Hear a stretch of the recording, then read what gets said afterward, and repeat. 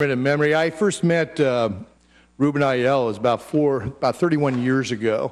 I just moved to the Inland Empire, and I met a beautiful young lady by the name of Andrea Guillen, who's now Andrea Dutton. And it turned out that Ruben was actually related to Andrea through her uncle.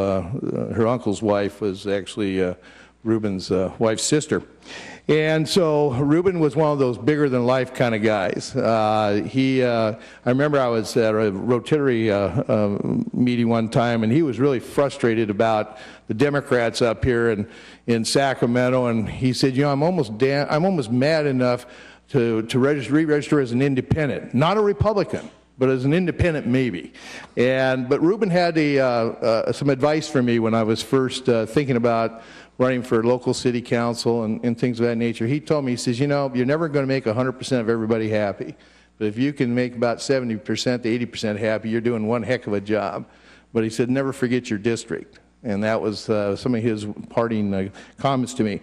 You can't go anywhere in Chino without seeing Ayala this or Ayala that. He was truly a man of the people. He put his love for his city of Chino, his home district, before all else. But also, too, about Ruben. Ruben's mom had actually passed away. His parents passed away back when he was about 5 years old. And his grandparents came up from Mexico to raise Ruben.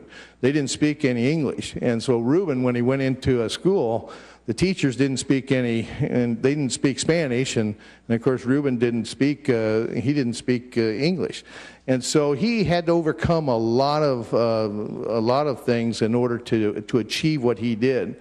And when he went on to the school board, which is one of his first elections, he actually had to be talked into it. He wasn't looking to really get started, but then he went on and became mayor of Chino, and then of course everybody knows he came on to the Senate, from there. The Peripheral Canal, I remember that campaign. That was back in 1980, I think it was 80, is when he was working on it. And Jerry Brown, the governor then, actually signed the bill.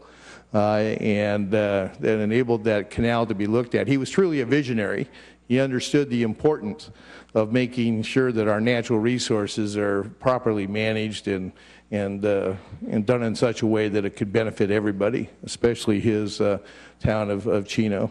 And he does leave 3 sons, and he also has 3 granddaughters, I believe. Yeah, granddaughters. And he'll be sorely missed, but he's truly one of those Californians that have made California just a little bit better place to live, work, and raise their families.